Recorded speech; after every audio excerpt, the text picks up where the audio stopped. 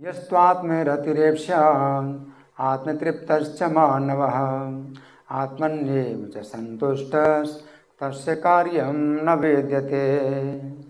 भगवान कह रहे हैं तू का मतलब किंतु। तो पिछले श्लोक में भगवान ने कुछ कहा होगा, इसलिए भगवान यहाँ पर किंतु शब्द का प्रयोग कर रहे हैं ना।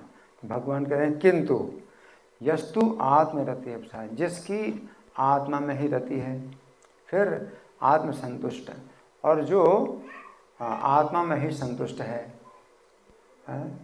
और आत्मनियेव नहीं आत्मतृप्तश्च मानव। पहला है आत्मरति, आत्मा में रति वाला है, फिर दूसरा आत्मा में ही तृप्त है, फिर तीसरा आत्मा में ही संतुष्ट है। तस्य कार्यम न वेदिते। तो जिसके अंदर तीन बातें हैं, पहला आत्मा में रति, फिर आत्मा में तृप्ति, फिर आत्मा में संतुष्टि। तो जिसके अंदर ये तीन बातें हैं तो उसके लिए कोई कर्तव्य नहीं है, ये भगवान कह रहे हैं। तो ये भगवान किस लिए बोल रहे हैं? भगवान इसलिए बोल रहे हैं कि पिछले श्लोक तक भगवान ने सृष्टि चक्र का वर्णन किया था। क्या? कौन से चक्र? सृष्टि चक्र का वर्णन किया था भगवान ने। सृष्टि चक्र का मतलब है कि भगवान ने जब सृष्टि की, प्रजा की, और प्रजा का मतलब मनुष्यों की सृष्टि की, तो भगवान ने यज्ञ के साथ ही मनुष्यों की सृष्टि की। मनुष्य यज्ञ के बिना मनुष्य नहीं है, पशु है। सहयज्ञा प्रजा सृष्ट्वा पुरोवाच प्रजापति ही, कि भगवान ने जो है मनुष्यों की सृष्टि की तो यज्ञ के साथ की। बाकी जो योनियां हैं उनके जीवन में यज्ञ नहीं है, लेकिन मनुष्य के जीवन में यज्ञ है। यज्ञ के साथ में मनुष्यों की सृष्टि की, और भगवान ने कहा अनेन प्रस्पृश्यध्वम ऐसे वस्तुष्ट कामधो। इसी से ही, इस यज्ञ के द्वारा ही तुम उन्नति करो, और ये यज्ञ जो है तुम्हारी कामनाओं की पूर्ति करे, है ना। तो जो इंद्रिय तृप्ति की इच्छाएं हैं उनकी तुम पूर्ति करो यज्ञों के द्वारा। तो इससे क्या होगा कि सुरक्षित रहोगे, कि मनुष्य का जो जीवन है तुम्हारा सुरक्षित रहेगा। अगर आप यज्ञ नहीं करते, है ना, तो यज्ञ का मतलब है भगवान को संतुष्ट करने के कोई भी कार्य होते हैं तो यज्ञ कहलाता है। तो सामान्यतः इसको धर्म भी बोलते हैं। धर्मेण हीना पशुभि समाना, है ना। तो मनुष्यों में धर्म की विशेषता है, तो उसी को ही भगवान यहाँ पर यज्ञ बतला रहे हैं, क्योंकि धर्म का भी मतलब यही है। धर्मम तो साक्षात भगवत प्रणीतम, धर्म भगवान ने बनाया है, और यहाँ गीता में भगवान के यज्ञों के साथ मनुष्यों को भगवान ने बनाया। तो धर्म कहें या यज्ञ कहें, तो इसके द्वारा ही जो है इंद्रिय तृप्ति करो। तो इतनी सीमा में ही इंद्रिय तृप्ति करो कि यज्ञों के द्वारा जो आपको सुख सुविधाएं मिलती हैं उनको आप भोग सकते हो, है ना। तो इस तरह से भगवान ने बताया, है ना। तो ये इसलिए बताया कि मनुष्यों के, सामान्य मनुष्यों में भोग की जो है इच्छा है, इंद्रिय तृप्ति करने की इच्छा है, तो उनको जो है यज्ञ की विधि बतलाई। अब भगवान इस श्लोक में कहते हैं कि जिसके अंदर इंद्रिय तृप्ति की इच्छा नहीं है, जिसके अंदर इंद्रिय तृप्ति की इच्छा नहीं है ना, वह उसकी रति किसमें है? आत्मा में रति है। आत्मा का मतलब श्री कृष्ण, आत्मा का मतलब श्री कृष्ण। अहम आत्मा गुडाकेश सर्वभूत आश्रित। तो आत्मा के कई अर्थ होते हैं, लेकिन यहाँ पर आत्मा का अर्थ श्री कृष्ण है। तो आत्मा का अर्थ श्री कृष्ण, तो श्री कृष्ण में जिसकी रति है ना, तो इंद्रियों के भोगों में जिसकी रति ना हो, इंद्रिय तो आत्मा में रति है नहीं, कृष्ण में ही उसकी रति है। वासुदेव कथा रुचि या वासुदेव कथा रति, भगवान की कथाओं में ही रति है ना। आत्मतृप्त समान भाव, और उसी में वो तृप्ति भी है। तो कृष्ण कथा में वो तृप्त भी होता है, उसमें तृप्त होता है, यानी उसको इंद्रिय तृप्ति बिल्कुल नहीं चाहिए, क्योंकि कृष्ण कथा में ही उसकी तृप्ति है। कृष्ण कथा में उसकी तृप्ति नहीं भी है कि वो और मतलब बंद नहीं करना चाहता कि तृप्त हो गया मैं कृष्ण कथा से। तो इस प्रकार से वो तृप्त भी और अतृप्त भी। तृप्त इस मामले में है कि उसको कृष्ण कथा के अलावा कोई दूसरी चीज़ें नहीं चाहिए, तो इसमें तृप्त है। इस मामले में वो अतृप्त भी है कि कृष्ण कथा को वो बंद नहीं कर सकता कि कृष्ण कथा जो है अब मुझे नहीं चाहिए, मैं तृप्त हो गया, तो ऐसा नहीं है। तो आत्म तृप्त से मानवा, है ना, तो उसको इंद्रिय भोगों में जरा भी इच्छा नहीं होती, क्योंकि वो इसी में ही तृप्त है कि वो जो है कृष्ण के बारे में सुनता है, कृष्ण का गुणगान करता है। तो आत्म तृप्त से मानव आत्मन्येव च संतुष्ट, और आत्मा में ही संतुष्ट है। तस्य कार्यम न वेदिते, उसके लिए कर्तव्य नहीं है। कौन से कर्तव्य नहीं? यज्ञ या धर्म जो भी मनुष्यों के लिए भगवान ने बनाए हैं, उनको उसमें उसके लिए बंधन नहीं है कि उसको करना पड़ेगा। भगवान ये बता रहे हैं, है ना।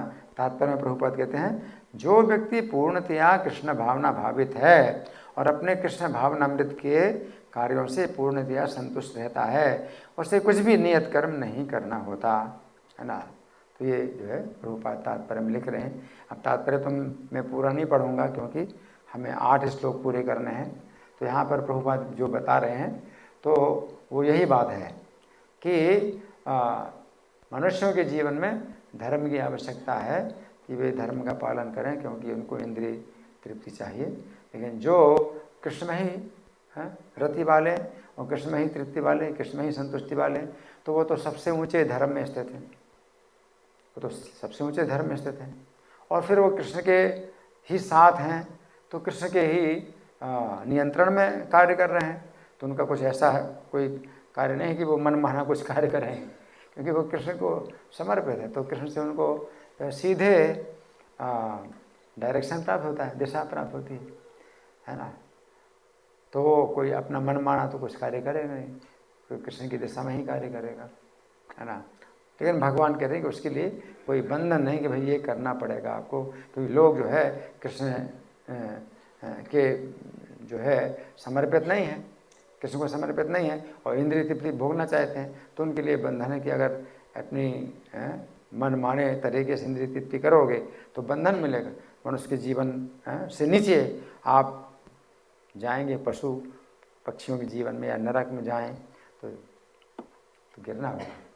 तो यहाँ पर भगवान कह रहे हैं कि लेकिन उसके लिए कोई कर्तव्य नहीं, क्योंकि वो कृष्ण से सीधे संबंधित है।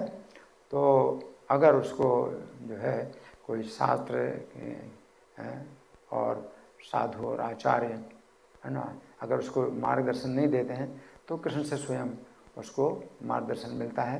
दामे बुद्धि योगम तम ये माम अभियान देते, तो बुद्धि योग अंदर से भी भगवान देते हैं। फिर श्लोक संख्या 18 में भगवान कह रहे हैं, नैम तस्य कृते नार्थो ना कृते नहीं कश्चन। अब अगर वो समाज के लिए कुछ कार्य करे तो उसमें उसका अपना कोई स्वार्थ नहीं है, उसको कुछ भी लेना नहीं है, कुछ भी है।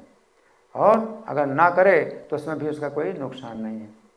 न चाह सर्वभूतेषु कस्य दर्थ विपाश्रया, संपूर्ण प्राणी में उसका कोई भी स्वार्थ नहीं होता। जैसे प्रभुपाद, तो वो वृंदावन छोड़ करके गए, वृंदावन छोड़ कर गए, समुद्र पार किया, है ना, और कृष्ण भावनामृत का जो है उन्होंने प्रचार प्रसार किया, है ना। तो इसमें उनका अपना कोई लाभ नहीं था। लोग जाते हैं भारत छोड़ करके विदेशों में, तो कुछ जो है लाभ के लिए जाते हैं, उनका जो है अपना स्वार्थ होता है ना, कुछ पैसा मिलेगा, है ना, या कुछ उनको नाम और यश मिलेगा, ऐसे जाते हैं। तो प्रभुपाद जैसे गए तो उनको इसमें कोई अपना कोई स्वार्थ था ही नहीं, है ना। तो 17वें श्लोक जो है प्रभुपाद के ऊपर पूरा लागू होता है कि वृंदावन में वो थे, प्रभुपाद वृंदावन में रहते थे, तो उसी में ही वो उनकी रति, उनकी तृप्ति, उनकी संतुष्टि वृंदावन में ही थी कि वृंदावन में वो बिल्कुल सुखी थे। वृंदावन छोड़ के क्यों गए? तो अब यहाँ पर आ रहा है कि वृंदावन छोड़ करके गए अगर अमेरिका, तो क्यों गए? बहुत लोग वृंदावन छोड़ के जाते हैं, अमेरिका जाते हैं, तो अपना जो है कुछ और दूसरे भौतिक स्वार्थों से जाते हैं। तो वृंदावन छोड़ने की क्या जरूरत है? प्रभुपाद ने वृंदावन छोड़ा तो उनका जो है कोई अपना इंद्रिय तृप्ति का कोई जो है वो नहीं था कि इंद्रिय तृप्ति उनको मिलेगी। ना करते नहीं कैसे, अगर ना करें ये कार्य प्रभुपाद अगर ना ही पूरी दुनिया में कृष्ण भावना फैलाएं तो उसमें भी उनका अपना कोई नुकसान नहीं है, और ना करें। न चाश सर्वभूतेषु कस्य दर्थे विपाश्रया, संपूर्ण प्राणी में उसका कोई स्वार्थ नहीं है, कोई स्वार्थ नहीं है कि वो कोई कार्य कर रहे हैं तो इनसे इनके द्वारा उनके द्वारा कुछ मिलेगा, क्योंकि उसको जो है कृष्ण के द्वारा जो है उसका पालन हो रहा है, कृष्ण के द्वारा पालन पोषण हो रहा है ना। तो बिना मांगे भी उनको सब कुछ मिल जाता है। तो ऐसे कोई ज़रूरत ही नहीं कि वो जो है किसी के सामने जाए और उसके जो है पैरों में अपनी नाक रगड़े कि आप खुश हो, मेरा जो है ये काम कर दो, मेरा वो काम कर दो। तो ऐसा कुछ है ही नहीं। न चाश सर्वभूतेषु कस्य दर्थे विपाश्रया, है ना। तो अब प्रभुपाद तो जो है सीधे अब श्री कृष्ण के ही दिशा निर्देश में कार्य कर रहे थे। अपने गुरु की आज्ञा, उनके गुरु की आज्ञा, है ना। तो वही भगवान की आज्ञा मान करके प्रभुपाद जो है गए थे विदेश में, है ना। तो इनका अपना कोई स्वार्थ नहीं है, लेकिन वे जो कृष्ण को पूरी तरह समर्पित होते हैं, कृष्ण में रति और कृष्ण में तृप्ति, कृष्ण में संतुष्टि वाले होते हैं, तो कृष्ण फिर उनको इस प्रकार से दृष्टि ही देते हैं कि इनका उद्धार करना है, मुझे ये कार्य करना है ना। तो प्रभुपाद ने ये कार्य किया, है ना, लेकिन अपने गुरु महाराज के आदेश का कारण बनाया कि मेरे गुरु महाराज का आदेश था, है ना। और कृष्ण उनके हृदय में है, और कृष्ण उनके हृदय में है तो कृष्ण उनको जो है दिशा निर्देश कर रहे हैं। लेकिन प्रभुपाद ने कारण बताया कि मेरे गुरु महाराज का आदेश था, मैंने अपने गुरु महाराज के आदेश का पालन किया, है ना। लेकिन ऐसे जो भक्त होते हैं वो हमेशा कृष्ण के साथ ही रहते हैं और उनको अंदर से कृष्ण का भी पूरा जो है मार्गदर्शन प्राप्त होता है। अब श्लोक संख्या 19 में भगवान कहते हैं तस्मादसक्तः सततम कार्यम कर्म समाचर। अब अर्जुन से भगवान कहते हैं, ये तो भगवान ने सामान्य बात बताई कि जो आत्मज्ञानी होते हैं, जो कृष्ण के शुद्ध भक्त होते हैं, तो उनका कोई कर्तव्य नहीं होता कि उनको ये करना पड़ेगा, लेकिन वो कार्य करते हैं तो वो अब कृष्ण की प्रेम के वशीभूत होकर और कृष्ण की इच्छा के वशीभूत होकर कृष्ण की प्रसन्नता में ही अपनी प्रसन्नता समझ करके कार्य करते हैं, है ना। तो और भगवान अब अर्जुन से कह रहे हैं तस्मादसक्तः सततम कार्यम कर्म समाचर, इसलिए तुम भी जो है कार्य कर्म करो, कार्य कर्म जो करना चाहिए उस कर्म को करो। तो इसका एक अर्थ तो ये भी कि कृष्ण जो कह रहे हैं अर्जुन से, अर्जुन वो कार्य करें। कार्य का मतलब वही है कि कृष्ण जो कहें तो वही कार्य है, असली कार्य वही है ना। और दूसरा अर्थ ये भी है कि अर्जुन का जो क्षत्रिय जो वर्ण है, क्षत्रिय वर्ण के अनुसार उनको कार्य करना है। क्षत्रिय का जो है जो स्वाभाविक कर्म होता है तो वो क्षत्रिय का कार्य होता है कि अगर कोई युद्ध के लिए ललकारे तो वो जो है युद्ध को मना नहीं कर सकता। और यहाँ पर सीधे उनको युद्ध के लिए चुनौती दी जा रही, उनका हिस्सा नहीं देना चाहते हैं कौरव लोग, हैं। और वो जो है दुर्योधन सीधे बोल रहा है कि युद्ध के बिना सुई की नोक के बराबर भी जमीन नहीं मिलेगी। तो पूरी तरह से जो है वो अपने अधर्म में जो है अड़ा हुआ है, अधर्म को पकड़े हुए है और युद्ध की जो है मांग कर रहा है कि युद्ध करो और जो है फिर अपना जो है ले लो अपना हिस्सा, जो कुछ भी करना है युद्ध करो, है ना। तो ऐसे में क्षत्रिय का जो कार्य है क्या है, स्वाभाविक कर्म युद्धे चापे पलायनम, युद्ध से नहीं भागना। तो अगर अर्जुन युद्ध नहीं करेंगे तो युद्ध का से जो है वो भागना ही माना जाए। अर्जुन सोच रहे हैं कि हम इनको नहीं मारना चाहते, लेकिन वो मरना चाहते हैं और वो युद्ध की मांग करें कि युद्ध करो और मारो हमको। अर्जुन नहीं मारना चाहते हैं तो अर्जुन की दया है, लेकिन वो अर्जुन की दया नहीं मानेंगे। वो क्या मानेंगे, अर्जुन का बहुत बड़ा दोष है कि अर्जुन भयभीत है ना। तो यहाँ पर भगवान अर्जुन से कह रहे हैं तस्मादसक्तः सततम कार्यम कर्म समाचर, है कि असक्त होकर के मतलब बिना किसी आसक्ति के तुम कार्य करो, ये करना है इसलिए करो, है ना। इसमें जो है क्या है असक्ता बिना किसी आसक्ति के कार्य करो। 18वें अध्याय में भी भगवान कहते हैं कार्यमित्येव कर्म नियतम क्रियते अर्जुन है संगम त्यक्त्वा फलम च सत्याघात या सात्विको मतः, कि वो सात्विक त्याग कहलाता है। वही सात्विक कर्म भी है और वही सात्विक त्याग भी है ना। तो यहाँ पर भगवान कह रहे हैं अर्जुन से, इसलिए बिना किसी आसक्ति के तुम जो है कार्य कर्म करो, है ना। क्योंकि अर्जुन वास्तव में सबसे ऊंचे स्तर पर हैं, भक्ति के सबसे ऊंचे स्तर पर हैं, और कृष्ण में ही उनकी आसक्ति, कृष्ण में ही उनकी रति और तृप्ति और संतुष्टि कृष्ण में ही है। और कृष्ण उनका रथ चला रहे हैं तो अर्जुन को यही सबसे बड़ा जो है लाभ है, उनको और कोई लाभ नहीं चाहिए। युद्ध में हारें या जीतें, युद्ध हो या ना हो, अर्जुन के साथ श्री कृष्ण है, यही उनका लाभ है, इसी में वो संतुष्ट हैं। युद्ध की जो है उन्हें कोई आवश्यकता नहीं। तो भगवान क्या कह रहे हैं, असक्तो या चरण कर्म परमाप्नोति पुरुषः, कि जो व्यक्ति जो है बिना किसी आसक्ति के कर्म करता है, कर्तव्य समझ करके, तो परम आपनोति पुरुषः, तो वो परम पुरुष को प्राप्त करता है। तो परम पुरुष का मतलब क्या है, श्री कृष्ण। तो श्री कृष्ण की प्राप्ति करता है। यहाँ प्रभुपाद लिखते हैं भक्तों के लिए श्री भगवान परम हैं और निर्विशेषवादियों के लिए मुक्ति परम है। तो निर्विशेषवादियों की प्रभुपाद बात कर रहे हैं। तो ये भगवद गीता में जो है, जो निर्विशेषवादी की व्याख्या है वो इस प्रकार की होती है। तो आप दूसरी भगवद गीता आप अगर लेंगे जो कि वैष्णव परंपरा में नहीं है, तो वो लोग जो है जितने भी श्लोक अभी दिए जा रहे हैं तो उनमें कृष्ण की कोई चर्चा ही नहीं होती, ये कृष्ण का नाम तो आया नहीं। तो ये भक्ति वेदांत तात्पर्य ही हैं ऐसे, जिनमें कि प्रभुपाद हर जगह कृष्ण का नाम ले रहे हैं और कृष्ण की ही भक्ति की दिशा में ये अर्थ कर रहे हैं इस श्लोकों का।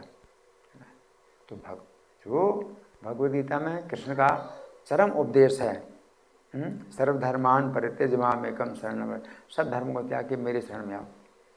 तो वो जो उपदेश है उसी उपदेश के अनुसार प्रभुपाद जो है प्रत्येक श्लोक की व्याख्या कर रहे हैं, जिससे कि हम जो है दिग्भ्रमित ना हो कि दिशा इस श्लोक में भगवान बोल रहे हैं तो इस दिशा में सोचेंगे कि इसका अर्थ ये है, और दूसरे श्लोक में दूसरी दिशा में भाई इसका अर्थ ये है ना।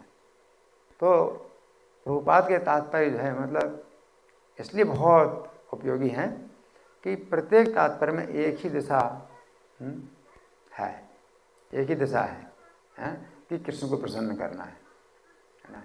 तो जो निर्विशेषवादी हैं वो इसका अर्थ, अब जहाँ तो वो कृष्ण भक्ति की बात करते हैं तो वहाँ तो वो व्याख्या करेंगे कृष्ण की भक्ति की, जिसके मन मनाओ भगवान भक्तो, यहाँ तो वो करेंगे व्याख्या। उसमें भी जो है फिर वो घुमा फिरा करके उसको भी बात को घुमाएंगे और लाएंगे उस दिशा में कि भक्ति को छोड़ करके आपको जो है मतलब स्वतंत्र होना है।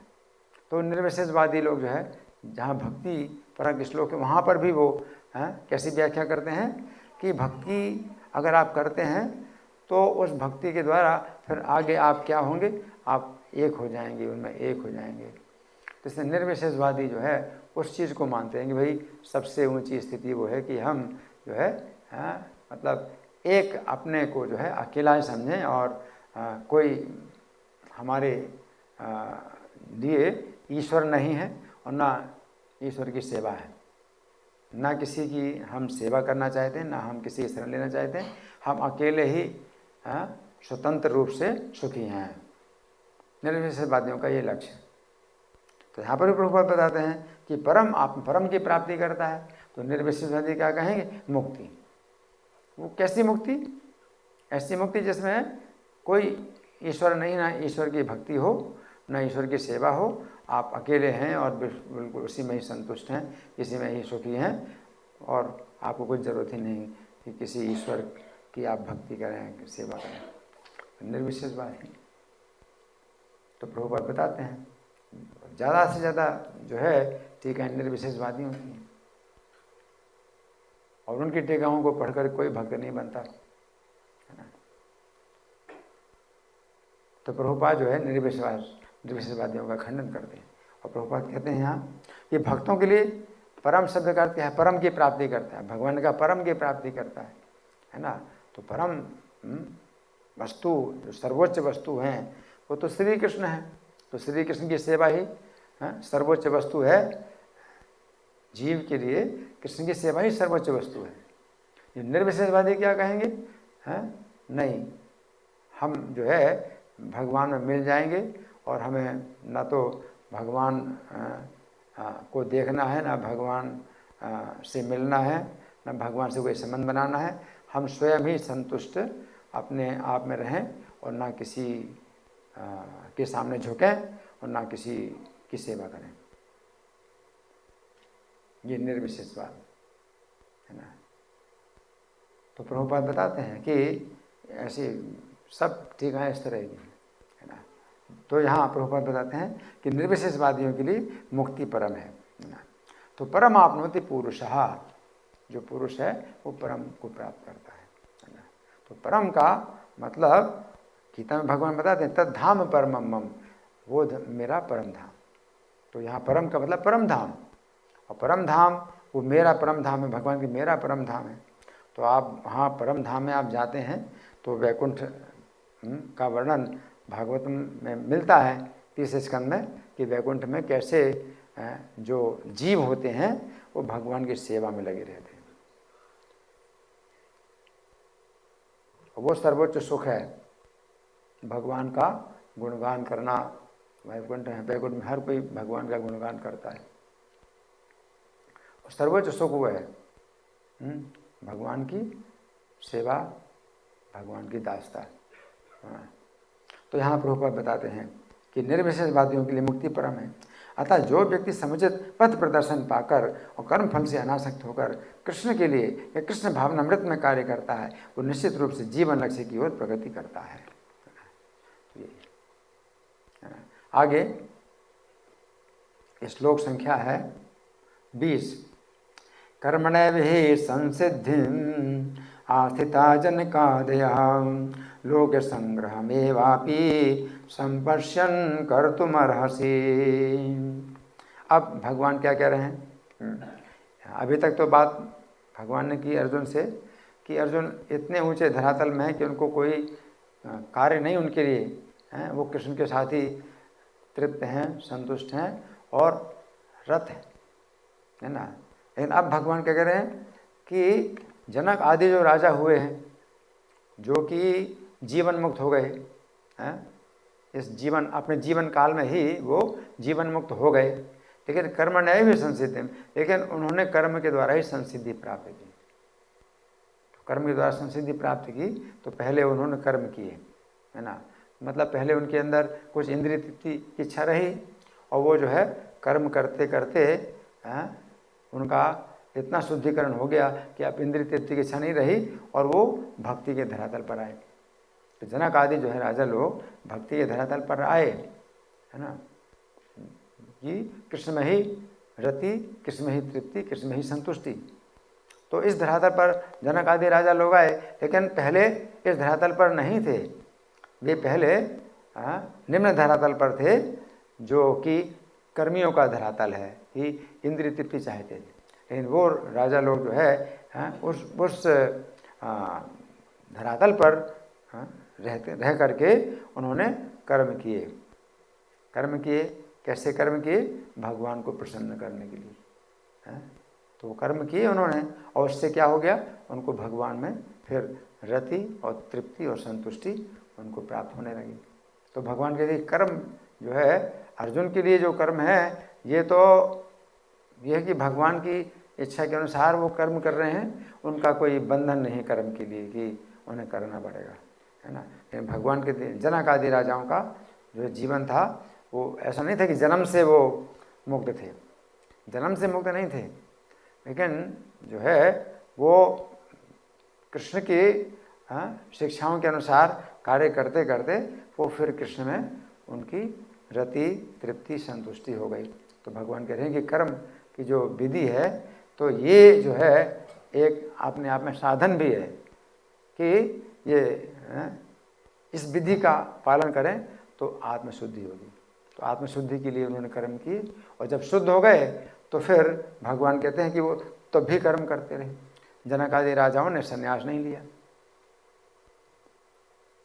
जनक आदि राजाओं की जो परंपरा है तो उसमें वो राज्य करते थे, शासन करते थे, और उसी में ही वो जीवन मुक्त थे, शरीर से ऊपर उठे हुए थे, और उसी में ही वो अपना शरीर त्याग करके बैकुंठ गए।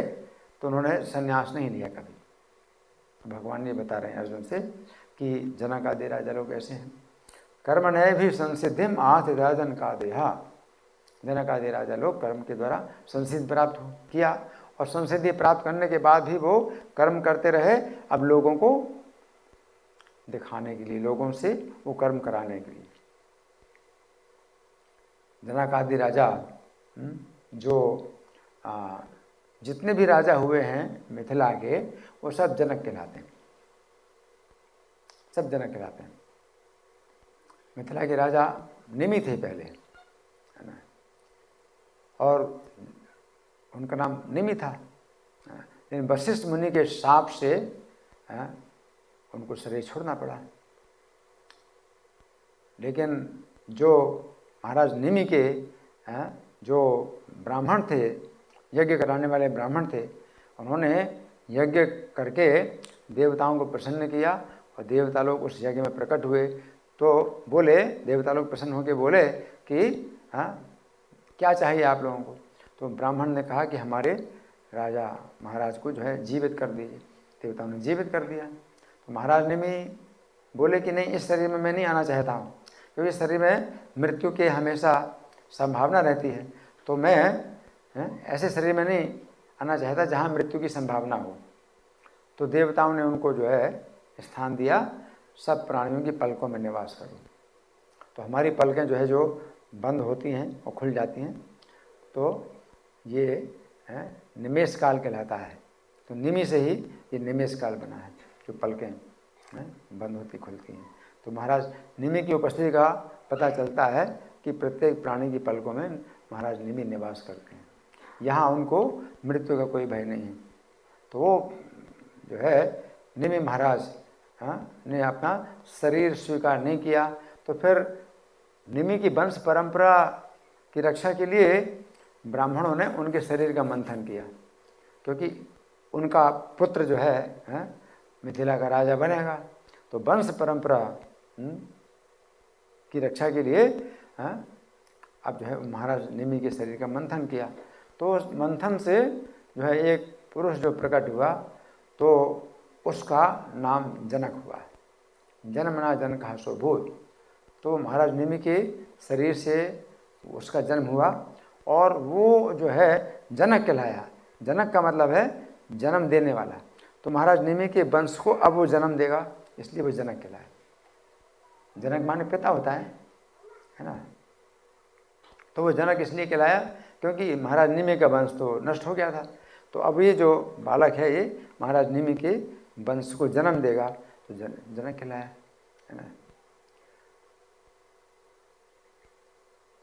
जन्मना जनक सो भूत वैदेह हस्तु विदेह जा, है ना। और वैदेह कहलाया क्योंकि विदेह से उत्पन्न हुआ। तो महाराज निमि शरीर छोड़ चुके थे, तो महाराज निमि विदेह हो गए, है ना। और उनके शरीर से उसने जन्म लिया तो वैदेह कहलाया, है ना। इस तरह से फिर उनके जितने भी पुत्र हुए तो अलग अलग नाम होते थे, लेकिन सबके नाम जनक भी होते थे, है ना।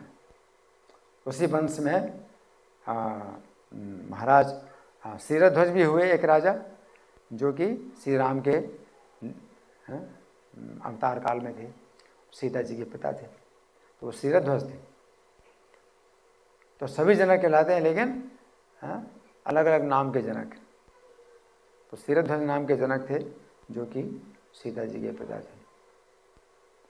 और उन्हीं वंश परंपरा में जब भगवान श्री कृष्ण का अवतार हुआ तो मिथिला के जो राजा थे वो थे बहुलास्व नाम के जनक। तो कृष्ण के अवतार काल में बहुलास्व नाम के जनक थे। तो जितने भी राजा हुए ये सब जो है मतलब महान भक्त हुए, भगवान के भक्त थे, इसलिए इस दृष्टि से वे देह भी कहलाते थे कि देह से ऊपर उठे हुए, है ना। तो यहाँ पर भगवान कह रहे हैं कि लोक संग्रह में वापि संपश्यन कर तुम महर्षि, कि आप जो है कृष्ण में पूरी तरह से रति और तृप्ति और संतुष्टि आपको मिल रही कृष्ण में ही है, तो आपके लिए कोई कर्तव्य नहीं है। लेकिन तो भी जनक आदि राजाओं ने क्या किया, फिर भी अपने राज्य का जो है भार उठाया और शासन किया और अपनी प्रजा को भी दिखाया कि जैसे मैं क्षत्रिय हूँ, राजा हूँ, तो राजा के कार्य कर्तव्य कर रहा हूँ, उसी प्रकार से अपनी प्रजा में भी जो क्षत्रिय हैं या ब्राह्मण हैं, वैश्य हैं, शूद्र हैं, वो अपना अपना कार्य करें। इसे कहते हैं लोक संग्रह। लोक संग्रह का मतलब लोक शिक्षा, लोगों को शिक्षा देने के लिए कर्म। तो जो जनक आदि राजा हैं तो वो जो है अपना पूरा जीवन भर वो कैसे रहे कि राज्य कार्य जो है करते रहे, राजा के कार्य करते रहे और प्रजा को भी जो है उसी प्रकार से कर्म में लगाते रहे कि प्रजा अगर कर्म छोड़ देगी तो नष्ट हो जाएगी। तो प्रजा को जो है कर्म में लगाते रहे ताकि उनका भी शुद्धिकरण हो। तो उनका वो तो शुद्ध हैं, उनको तो शुद्धिकरण की आवश्यकता नहीं, लेकिन तो भी वो कर्म कर रहे हैं, तो इसको कहते हैं लोक संग्रह। लोक संग्रह में वापि संपश्यन कर तुम महर्षि। अब श्लोक संख्या है 21। यद यदाचरति श्रेष्ठ तत्तदेवेतरो जनः स यत् प्रमाणं कुरुते लोकस्तदनु वर्तते। तो यहाँ पर भगवान कह रहे हैं यद्यत आचरति श्रेष्ठ, कि श्रेष्ठ पुरुष जैसा जैसा आचरण करता है तत्तदेवेतरो जनः। तो जनक आदि राजाओं की बात भगवान ने करी थी, है ना। और अब भगवान कह रहे हैं कि ये सिद्धांत है, क्या श्रेष्ठ पुरुष जैसा आचरण करे तो सामान्य लोग उसी प्रकार से करते हैं, है ना। तो जनक आदि राजाओं ने जो है अपने धर्म के अनुसार अपना जो वर्ण है, क्षत्रिय का जो वर्ण है उसके अनुसार कर्म किया, है ना, और दिखाया सबको, सब प्रजा को कि मैं ऐसे कर रहा हूँ, तुम लोग भी इस प्रकार करो, है ना। तो ये सिद्धांत है कि हमारे बीच में जो भी व्यक्ति श्रेष्ठ होता है तो उसका जैसा आचरण होगा सामान्य लोग उसी प्रकार से आचरण करेंगे। सामान्य लोगों की ये जो है प्रवृत्ति इस प्रकार की होती है ना। सयत प्रमाणम कुरुते लोकस्तदनु वर्तते। अगर वो अगर प्रमाणित कर दे कि ये कार्य करना चाहिए तो सब लोग उसी को ही मानेंगे, यही उचित कार्य है। उचित अनुचित का सामान्य लोग विचार नहीं कर पाते, वो श्रेष्ठ व्यक्ति का आचरण देखते हैं और उनके द्वारा प्रमाणित हो जाए तो वो मानेंगे भाई ये सही है। और राजा श्रेष्ठ होता है, सब प्रजा में राजा ही श्रेष्ठ होता है ना। इसलिए कहते हैं यथा राजा तथा प्रजा। अगर राजा जो है धर्म का पालन करता है, धार्मिक है, तो सब प्रजा भी धार्मिक होगी। और राजा अगर अधर्मी है तो फिर प्रजा भी उसी प्रकार से बनेगी। तो सामान्य लोगों में यही जो है प्रवृत्ति है ना। तो यहाँ पर भगवान जो है उनकी बात करें कि जनक आदि राजाओं ने ऐसा किया, है ना। और यहाँ अर्जुन को भी संकेत दे रहे हैं कि अर्जुन भी कैसे हैं, अर्जुन भी श्रेष्ठ हैं, अर्जुन भी मनुष्यों में श्रेष्ठ हैं। मनुष्यों के समाज में अर्जुन का बहुत प्रभाव है। अर्जुन जो है अगर युद्ध नहीं करेंगे तो प्रजा में बहुत गलत प्रभाव पड़ेगा, प्रजा में बहुत गलत प्रभाव पड़ेगा। क्यों?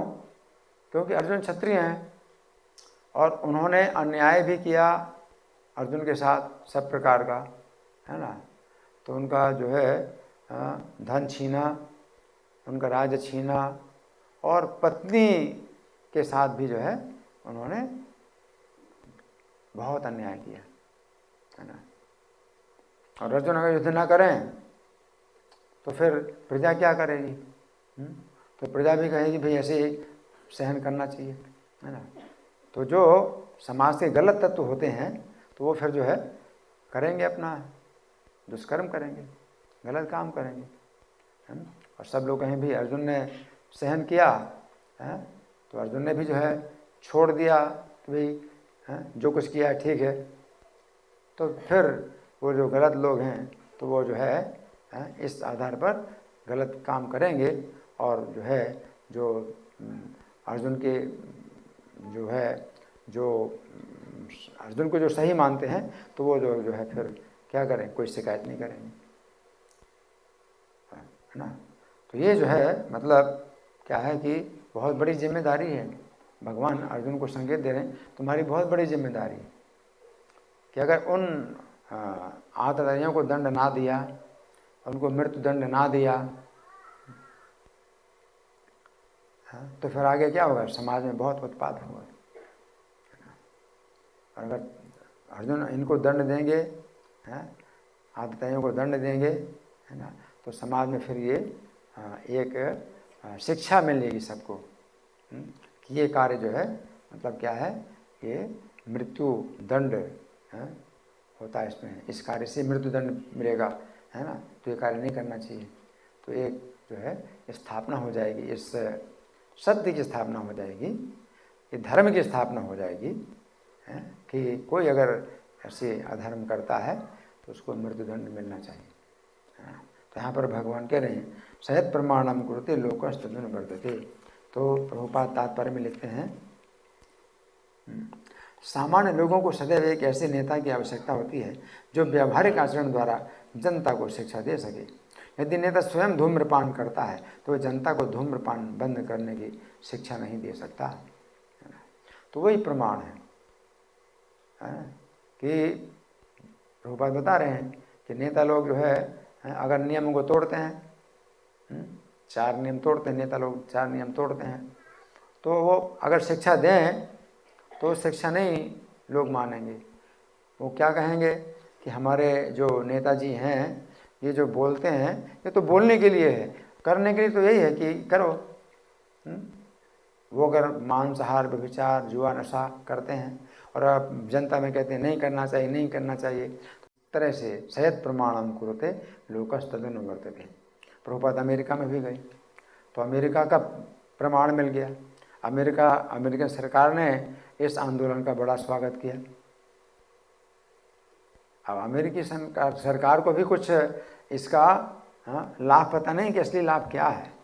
उन्होंने केवल ये देखा कि हाँ भाई नशा छोड़ दिया है, इस आंदोलन में कोई अगर आया तो नशा छोड़ दिया उसने, तो इसी को ही बहुत बड़ा लाभ मान करके इस आंदोलन का स्वागत। भाई ये हरे कृष्णा वाले अच्छे हैं क्योंकि इनके संपर्क में नशा छूट जाता है लोगों का। तो इससे ही जो है क्या हुआ कि भारत में जब प्रभुपाद आए अमेरिकन लोगों को लेकर के विदेशी शिष्य बना करके, तब भारतवासियों ने स्वीकार किया कि उनकी नज़रों में प्रभुपाद श्रेष्ठ नहीं है, अमेरिका श्रेष्ठ है। अमेरिका ने अगर प्रभुपाद को मान्यता दे दी कि प्रभुपाद श्रेष्ठ हैं तो फिर वो प्रभुपाद को श्रेष्ठ मानेंगे। तो प्रभुपाद ने इसी विधि का पालन किया। प्रभुपाद भारत में प्रचार कर रहे थे तो कोई जो है मानने के लिए तैयार नहीं था। वो श्रेष्ठ अमेरिका को मानते हैं। अमेरिका में जब जो है प्रभुपाद ने अपनी धाक जमा दी, है ना, और ले आए अपने शिष्यों को, है ना, तब देखा रे अमेरिका की मोहर लगी है, हाँ सही है, सही है। तो ये चीज़ें हैं। तो ऐसे स्थिति में क्या है कि श्रेष्ठ व्यक्तियों को जो है अगर इस कार्य में लगा दिया जाए, जॉर्ज हैरिसन बहुत श्रेष्ठ थे, है ना, तो उनका जो है प्रभुपाद ने जब समर्थन ले लिया तो सामान्य जनता ने फिर बहुत स्वीकार किया कि भाई ये सही है। हरे कृष्ण मंत्र का जो है मतलब उन्होंने जो है वो रिकॉर्ड बनाया, तो फिर जो है लोगों ने खूब सुना कि भाई वो हमारे श्रेष्ठ व्यक्ति जो है उन्होंने रिकॉर्ड बनाया तो हमें सुनना चाहिए। तो इस तरह से जो है ये प्रभुपाद ने भगवान की इस शिक्षा का लाभ उठाया कि श्री कृष्ण का जो संदेश है कैसे फैलाया जाए। तो अब आगे प्रभुपाद भगवान कहते हैं न मे पार्थास्ति कर्तव्यम त्रिशिलोकेषु किंचन नानवाप्तम अवाप्तव्यम वर्त एव च कर्मणि। अब भगवान अपना उदाहरण दे रहे हैं कि मेरे लिए भी कोई कर्तव्य नहीं है, तीनों लोगों में मेरे लिए कोई कर्तव्य नहीं। भगवान कहते हैं कि भगवान आए इस भौतिक संसार में तो उनको यहाँ भौतिक संसार से कुछ भी नहीं लेना। उनका तो शरीर आध्यात्मिक है, पूर्ण रूप से दिव्य है ना। तो उनके शरीर से ही जो है ये संपूर्ण प्राणियों की आवश्यकताएं पूरी होती हैं। उनके शरीर से ही असंग सृष्टि उत्पन्न होती है और समा जाती है, उनके शरीर में समा जाती है। तो उनको इस सृष्टि से क्या लेना है? भगवान आए है ना, तो उनको क्या कार्य है, उनके लिए क्या कार्य है ना। कोई ऐसी चीज़ नहीं है जो उनको प्राप्त ना हो और वो प्राप्त करना चाहते हैं। कृष्ण के लिए ऐसी कोई चीज़ नहीं, हर चीज़ उनकी ही है, पूरा कंट्रोल उनका ही है ना। वर्त एव च कर्मणि, भगवान फिर भी मैं कर्म में कर रहा हूँ आचरण। तो भगवान क्या करते हैं कि असंख्य, तो ऐसा नहीं। तो भगवान जो है वर्त एव च कर्मणि, तो भगवान की ऐसी आवश्यकता कुछ भी नहीं है कि सुदामा का इतना जो है सम्मान करें, लेकिन दिखा रहे हैं भगवान कि राजाओं के लिए जो है क्या करना चाहिए, राजाओं को कैसा कर्तव्य करना है। बड़े बड़े राजा भी जो है से आप जो है दुश्मनी कर सकते हो, लेकिन एक ब्राह्मण है जो कि तपस्या में और अध्ययन में लगा हुआ है, तो उसका जो है आप सम्मान करो, उसका सम्मान करो। वो बिल्कुल निर्धन है, दरिद्र है और भिक्षुक है, तो उसका आप सम्मान करो, है ना।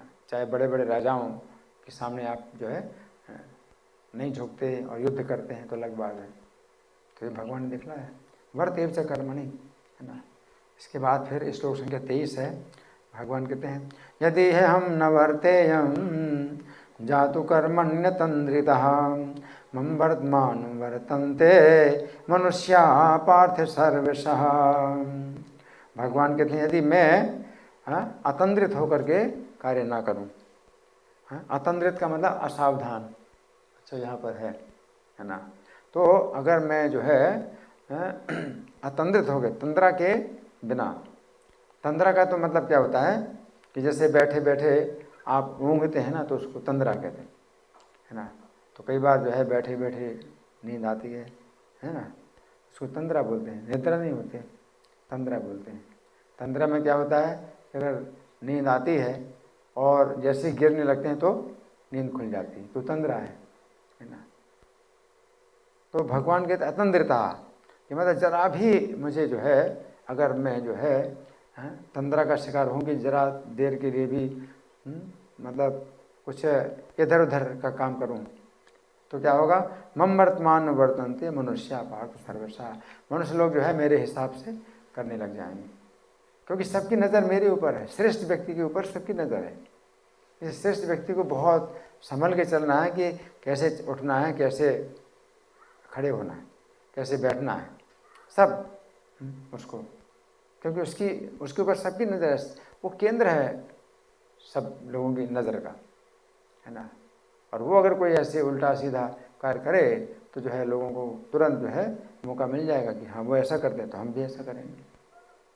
तो भगवान कह रहे हैं मम वर्तमान वर्तन्ते मनुष्या पार्थ सर्वशः, तो मैं जो है मेरे जो है अनुसार लोग करने लगे, कार्य करने लगे। तो यहाँ पर भगवान का संकेत है कि बचपन में जैसे लीलाएं की भगवान ने, दामोदर लीला है ना, तो चोरी भी करते हैं, है ना, और जो है बातें बनाते हैं, कुछ जो है इधर उधर की बातें भी कर देते हैं कि मैंने चोरी नहीं की। तो ये सब जो लीलाएं हैं ये शिक्षा के लिए नहीं है, ये क्या है, आनंद देने के लिए। ये देख तो लीला भी आनंद कुंड सुघोषम निमज्जनतम आख्यापयन्तम, इन लीलाओं के द्वारा अपने भक्तों को आनंद के कुंड में डुबोते हैं। आनंद देने के लिए ये लीलाएं कर रहे हैं, शिक्षा देने के लिए नहीं कर रहे हैं। और ब्रज में जो है एक बालक है, वो तो अशिक्षित बालक हैं, तो उनसे कोई शिक्षा लेने वाला भी नहीं है। अभी श्रेष्ठ व्यक्ति थोड़े हैं, लेकिन अभी जो है द्वारकाधीश हैं, अब श्रेष्ठ व्यक्ति हैं, तो श्रेष्ठ व्यक्ति के रूप में वो कार्य कर रहे हैं, तो वो बिल्कुल सही कार्य कर रहे हैं कि कैसे करना चाहिए और कैसे नहीं करना चाहिए, बहुत सावधान है। लेकिन ब्रज में जब कार्य कर रहे हैं तो बिल्कुल अशिक्षित हैं और कोई उनकी जिम्मेदारी नहीं कि वो जो है सिखाएं किसी को, और सिखाने के लिए थोड़ी कर रहे हैं। एक जो है बालक है और वो चंचलता करता है, तो बालक की चंचलता को जो है एक आनंद ही माना जाता है, कि ये जो है उसकी चंचलता। तो भगवान जो भी चंचलता करते हैं या जैसे रासलीला करते हैं, तो 7 वर्ष की अवस्था में, 8 वर्ष की अवस्था में भगवान ने रासलीला की, है ना। तो ये मानव समाज में ये जो है अचिंत्य है, ये मानव समाज में किसी ने देखा भी नहीं, रासलीला का दर्शन ही नहीं किया किसी ने। जो बड़े भाग्यशाली देवता थे आकाश में, तो वो देखते थे रासलीला। ये मनुष्य के समाज में रासलीला का कुछ भी पता नहीं चला। और भगवान उस समय रासलीला के समय पूर्ण यौवन की अवस्था में आ जाते हैं, जबकि 11 साल तक ही रहे ब्रज में। रासलीला के समय जो ब्रज की जो कन्याएं हैं वो युवती हो जाती हैं, भगवान युवक हो जाते हैं, अचिंत्य है। तो ये बात आ ही नहीं समाज में कि भाई उन्होंने इस तरह से किया कि भाई पराई स्त्रियों के साथ में उन्होंने नृत्य किया, ऐसी कोई बात आ ही नहीं। रासलीला का जो है वर्णन श्रीमद् भागवत में जब हुआ, भगवान जब चले गए अपने परम धाम, तब रासलीला का वर्णन हुआ। और उसमें सुखदेव गोस्वामी जब वर्णन करते हैं रासलीला का, तो उसमें बताते हैं कि वो भगवान मतलब परमेश्वर हैं, साक्षात परमेश्वर हैं, है ना। तो वो चीज़ जो है फिर बाद में ही प्रकट हुई, और इस प्रकार से प्रकट हुई कि वे परमेश्वर हैं, साक्षात परमेश्वर हैं। लेकिन अगर कोई व्यक्ति ऐसे कहे कि भाई उनको ऐसा नहीं करना चाहिए, तो वो बात जो है फिर आ जाती है कि कितनी अवस्था में उन्होंने किया रासलीला। इस अवस्था में बच्चों की इंद्रियां विकसित होती ही नहीं, तो फिर उसमें कोई है नहीं कि अगर करना है तो उस अवस्था में करो, फिर आप भी करो। उस अवस्था में बच्चों की इंद्रियां विकसित होती ही नहीं, है ना। तो भगवान बड़ी सावधानी पूर्वक ही कार्य करते हैं कि समाज में किसी प्रकार की भ्रांति ना पैदा हो कि भाई ये कार्य क्यों कर रहे हैं। वो चोरी करते हैं या छेड़खानी करते हैं, है ना। तो वो सब वस्त्र हरण की लीला सब उनके जो है ये बाल लीला के अंदर है। ये भगवान ब्रज में 11 साल तक ही रहे, उसके बाद चले गए। उसके बाद शिक्षा प्राप्त की, कंस का वध करने, तब संदीपनि मुनि के यहाँ शिक्षा प्राप्त हुई। अब शिक्षित हुए, अब लोगों की दृष्टि में श्रेष्ठ हुए। अब जो है वो कर रहे हैं, तो विधिपूर्वक कर रहे हैं कि भाई देखो अब मैं कैसे कार्य कर रहा हूँ। पहले मैं शिक्षित नहीं था तो मैं ऐसे कार्य करता था, है ना। इस तरह से भगवान जो है कार्य करते हैं तो बड़ी जो है सावधानी से करते हैं। जातु कनिमतन मम वर्तमान वर्तनते मनुष्या भाव सर्वसा, है ना। तो लोग जो है फिर उसी प्रकार से आचरण करेंगे। भगवान के किसी भी कार्य में किसी भी प्रकार का जो है वो नहीं हुआ कि किसी को दिशा भ्रम हो और वो सोचे कि भाई ये काम जो है कृष्ण ने किया है और मुझे भी करना है, चाहे शास्त्र के अनुसार ना हो। ऐसा कुछ नहीं। कृष्ण जो चंचलता करते हैं, तो बच्चे की चंचलता जो कर रहे हैं, है ना, जो बाल लीला करते हैं, माता यशोदा बांधती हैं, है ना। तो ये सब जो है आनंद देने के लिए, भक्तों को आनंद देने के लिए ये सब कार्य करते हैं। इसमें कोई ऐसी शिक्षा नहीं है कि भाई कोई शिक्षा देगा कि हाँ मुझे ऐसा करना है ना। आगे श्लोक संख्या 24। उत्सीदेयुर्मे लोका न कुर्याम कर्म चेदहम शंकरस्य च कर्तास्याम उपहन्याम्य प्रजा। भगवान कह रहे हैं कि उत्सीदेयुर्मे लोका, मैं इन सब लोगों को जो है नष्ट कर दूंगा, है ना। तो मैं ही मतलब उत्सीदेयु का मतलब मैं ही नष्ट करूंगा। तो भगवान अपने ऊपर इतनी जिम्मेदारी ले रहे हैं कि समाज के बीच में मैं श्रेष्ठ बन गया। अब मैं जो है अगर कुछ भी उल्टा काम करूं और लोग मेरी देखी देखी करेंगे तो मैं ही इनको जो है नष्ट कर रहा हूं। भगवान जो है इतनी जिम्मेदारी ले। उसी देर में लोगा न कुर्याम कर्म चेद, अगर मैं सही कार्य ना करूं, शास्त्र के अनुसार कार्य ना करूं, है ना। शंकर सजा करता श्याम, और शंकर उत्पन्न करूं। तो शंकर का मतलब अवांछित संतान, है ना। उपहन्याम्य मां प्रजा, तो ये सब प्रजा जो है क्या हो जाएंगे, इनकी शांति नष्ट हो जाएगी। उपहन्याम्य मां प्रजा। प्रभुपाद तात्पर्य में लिखते हैं, वर्ण संकर अवांछित जन समुदाय है जो सामान्य समाज की शांति को भंग करता है। इस सामाजिक अशांति को रोकने के लिए अनेक विधि विधान हैं जिनके द्वारा स्वतः ही जनता आध्यात्मिक प्रगति के लिए शांत तथा सुव्यवस्थित हो जाती है। जब भगवान कृष्ण अवतरित होते हैं तो स्वाभाविक है कि वे ऐसे महत्वपूर्ण कार्यों की प्रतिष्ठा तथा अनिवार्यता बनाए रखने के लिए इन विधि विधानों के अनुसार आचरण करते हैं, है ना। ये चीज़ है ना। तो यहाँ पर वो चीज़ नहीं है कि कृष्ण ने रासलीला क्यों की। यहाँ पर ये प्रश्न नहीं उठता कि कृष्ण ने रासलीला क्यों की। एक व्यक्ति था जो प्रभुपाद के सामने उसने जो है कृष्ण की निंदा करना शुरू कर दिया और कृष्ण से वो बोला प्रभुपाद से कि कृष्ण तो अनैतिक हैं, वो पराई स्त्रियों के साथ नृत्य करते हैं, तो कृष्ण अनैतिक हैं। तो प्रभुपाद ने कहा उनके साथ में, उन सज्जन के साथ में उनकी पत्नी बैठी थी। तो प्रभुपाद ने उनसे पूछा कि ये आपकी कौन है, तो बोले मेरी पत्नी है। तो प्रभुपाद बोले कृष्ण अनैतिक नहीं है, तुम अनैतिक हो। अब उसको तो बड़ा आश्चर्य, मुझे अनैतिक कैसे बोल रहे हो, ये मेरी पत्नी है तो मैं कैसे अनैतिक हूँ, ये तो मेरी पत्नी है। और कृष्ण जो है दूसरों की पत्नियों के साथ नृत्य किया तो कृष्ण अनैतिक है, तो कृष्ण अनैतिक बोल रहा था। तो प्रभुपाद कहते हैं नहीं, कृष्ण अनैतिक नहीं है, तुम अनैतिक हो। तो बोला कैसे, तो बोले प्रभुपाद बोले जितनी स्त्रियाँ सब कृष्ण की पत्नियाँ हैं और तुमने कृष्ण की पत्नी ली है, तुम अनैतिक हो।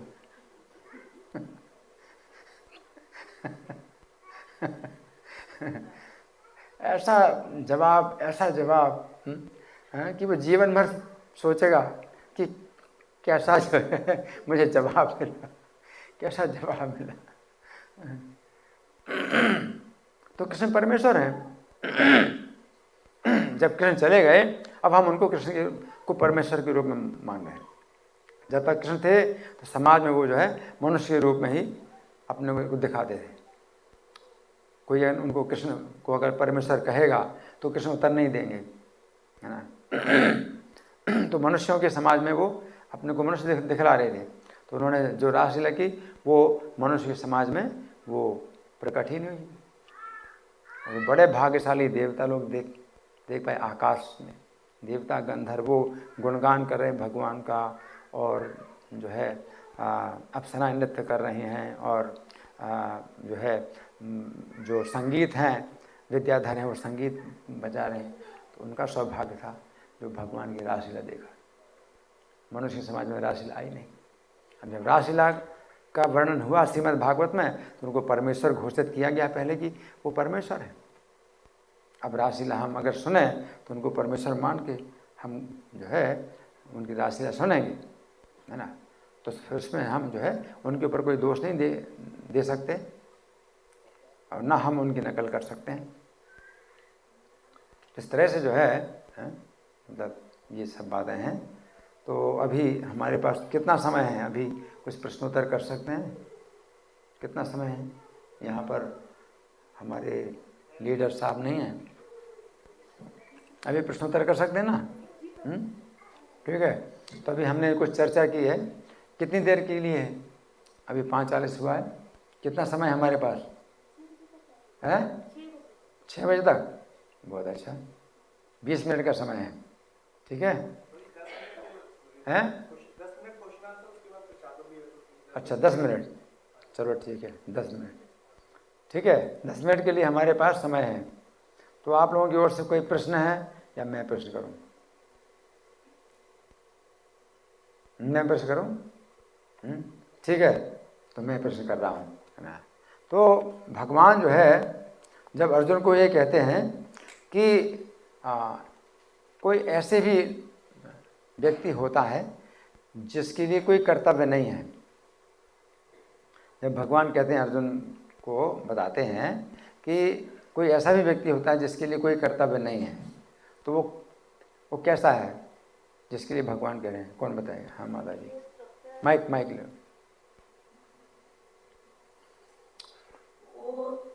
भगवान में पूरी तरह से समर्पित है, तृप्ति है, संतुष्टि है और उसकी बहुत अच्छा, धन्यवाद। तो ऐसे व्यक्ति को नित्य कर्म। हरि बोल।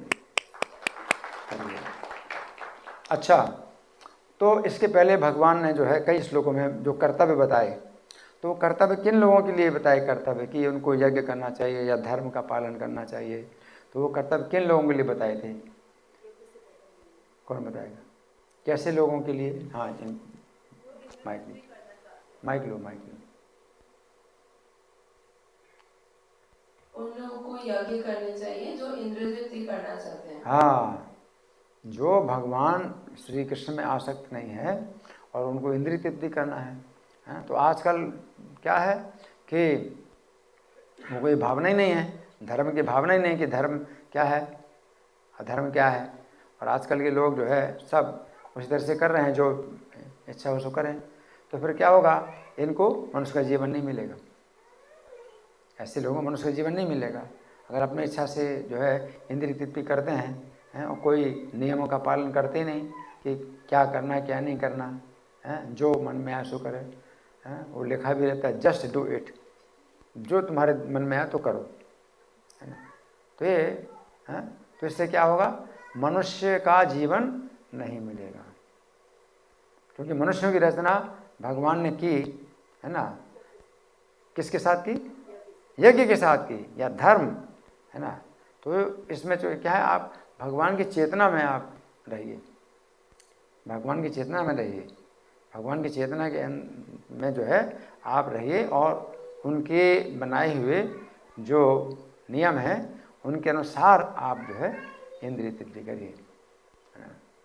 जैसे कि सरकार ने नियम बनाया तो रेड लाइट आप पार नहीं कर सकते, तो सड़क पार तो करना है, लेकिन जब ग्रीन लाइट हो तभी आप सड़क पार करें। उसी प्रकार से इंद्रिय तृप्ति आपको करना है, लेकिन आपके जो है कुछ नियम हैं उनके अंतर्गत ही आप करें, किस समय करें और क्या करना है और कैसे करना है।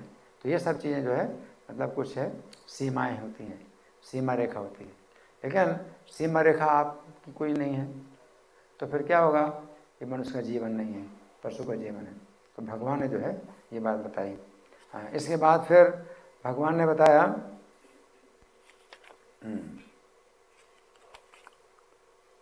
बताया कि कुछ ऐसे भी राजा हुए जो कि जीवन भर उसी प्रकार के कर्म में लगे रहे, जबकि जब कोई व्यक्ति कृष्ण में रति आसक्ति और तृप्ति वाला हो जाता है तो उसको तो जो है फिर ऐसा भी है कि वो छोड़ भी दे, और ऐसे कई लोग छोड़ भी देते हैं और समाज से बाहर हो जाते हैं। वो जो है कृष्ण में रति आसक्ति उनकी होती है तो समाज से बाहर हो जाते हैं और वे जो है अपने समाज में वो जो है पागल भी माने जाते हैं और उनको जो है कोई चिंता ही नहीं होती कि भाई मतलब उन्हें लोग क्या सोचेंगे, ऐसे भी होते हैं। लेकिन जनक आदि राजा, तो जनक आदि राजा भगवान ने क्या बताया कि वो कैसे रहे, कौन बताएगा? हाँ जी बताइए।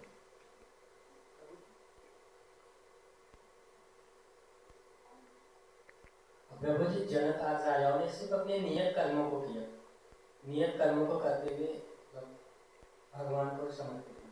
हाँ, तो नियत कर्मों को उन्होंने किया, तो पहले उन्होंने नियत कर्म किए उस प्रकार से जैसे बद्ध जीव हैं। बद्ध जीव इंद्रिय तृप्ति की इच्छा है तो उसके अनुसार वो करते रहे, लेकिन वो उसी में ही जो है वो जब जीवन मुक्त हो गए तो भी समाज से अलग नहीं हुए, छोड़ा नहीं समाज को, बल्कि समाज में ही रहे और कृष्ण के प्रति जो प्रेम भाव उनको छिपाया, उन्होंने दबाया। जनक आदि राजा जो है समाज के बीच में जो है अपने प्रेम भाव को दबा देते। जैसे माधवेंद्रपुरी, तो माधवेंद्रपुरी जो है मतलब भक्ति इतनी ऊंचे धरातल पर थे कि वो जो है मतलब कभी हंसते हैं, कभी रोते हैं, और कभी नृत्य करते हैं, कभी जमीन में लौट जाते हैं। तो उन्हें चिंता नहीं कि समाज उनको क्या समझेगा,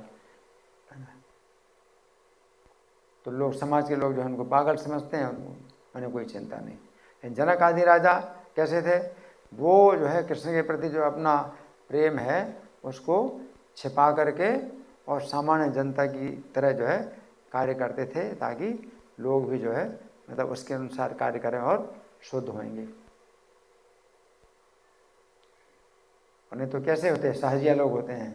तो सहजिया लोग कैसे होते हैं कि वो गोपी भाव की नकल करते हैं। गोपी भाव तो उनके अंदर होता नहीं है, गोपी भाव की नकल करते हैं कि आंसू निकालते हैं या जो है लौटते हैं ज़मीन में, हैं, खूब रोते हैं, है ना। लेकिन इस प्रकार की नकल से तो उनको गोपी भाव नहीं प्राप्त हो जाएगा, है ना।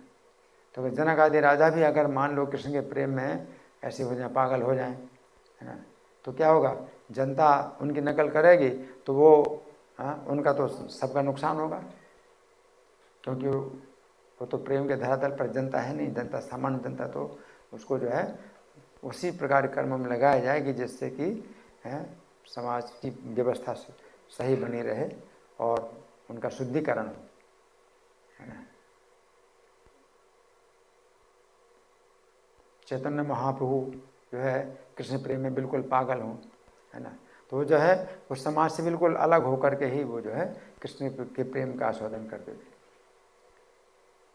समाज से बिल्कुल। जगन्नाथपुरी में जब भगवान चैतन्य थे तो बिल्कुल उस तरह से।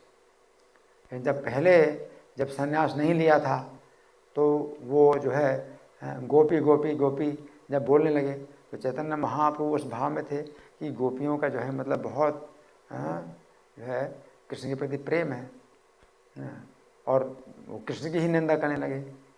भगवान चैतन्य कृष्ण की ही निंदा करने लगे, गोपियों का जो है गुणगान करते हैं, तो जो सामान्य लोग समझ नहीं पाए उनका कितना ऊंचा भाव था, है ना।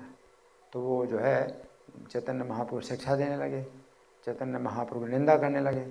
तो चैतन्य महाप्रभु ने क्या सोचा, मुझे संन्यास लेना पड़ेगा, और संन्यास लेकर के जगन्नाथपुरी में बिल्कुल अकेले एकांत में वो कृष्ण प्रेम का आस्वादन करते हैं। वो उनके जो आचरण है वो जनता को शिक्षा देने के लिए नहीं था, अपना जो है स्वयं का आचरण था कि वो राधा भाव का आस्वादन करना चाहिए।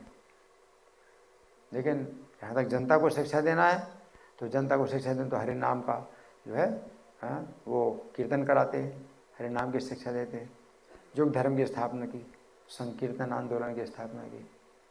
तो समाज के बीच में जो ऐसे लोग होते हैं, सिद्ध पुरुष होते हैं, तो वे समाज के बीच में भी क्या है कि वे अपने प्रेम भाव को दबा करके रहते हैं।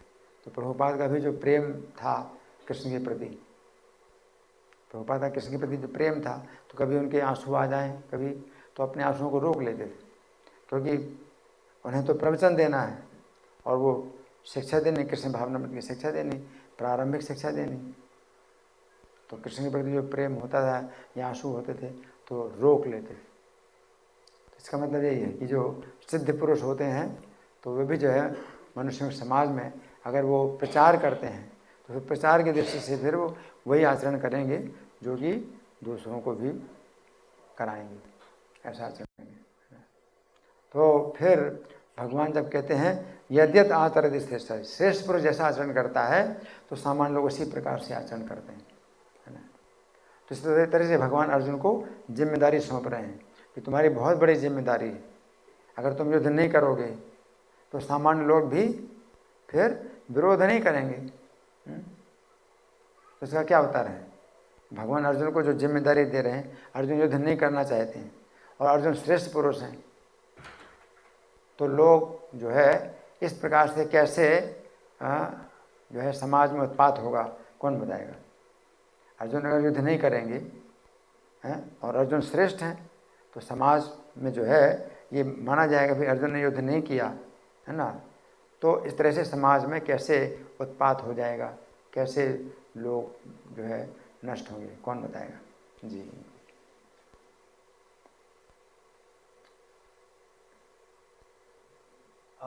लोग धर्म को लेकर के सजग नहीं हुएंगे, उसके लिए मतलब आवाज नहीं उठाएंगे, जो लोग गलत करेंगे उसको चुपचाप से सही ले जाएंगे, जैसे कि अर्जुन ने सहा था।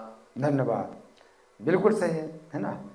इसलिए भगवान कहते हैं धर्म की स्थापना के लिए अर्जुन जैसे क्षत्रिय हैं और राजा के घराने के हैं, राजघराने के हैं, तो उनको जो है क्या है कि ऐसे जो अवांछित कर्म हैं उनका विरोध करना चाहिए। जो आतताई के जैसे कर्म हैं उनको जो है मृत्युदंड मिलना चाहिए। ऐसे लोगों को मृत्युदंड अगर मिलता है तो फिर समाज में धर्म की स्थापना होगी, है ना। और इसी बात का जो है प्रभुपाद ने लाभ उठाया, श्रेष्ठ पुरुष जैसा आचरण करता है वैसा जो सामान्य लोग करते हैं। तो मैंने बताया प्रभुपाद ने शिक्षा का लाभ उठाया। कैसे, कौन बताएगा? हाँ जी,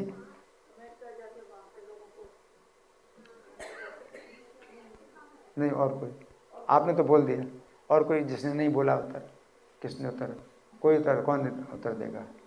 कि श्रेष्ठ लोग जैसा आचरण करते हैं वैसा सामान्य लोग आचरण करते हैं। तो प्रभुपाद ने इस शिक्षा का लाभ उठाया।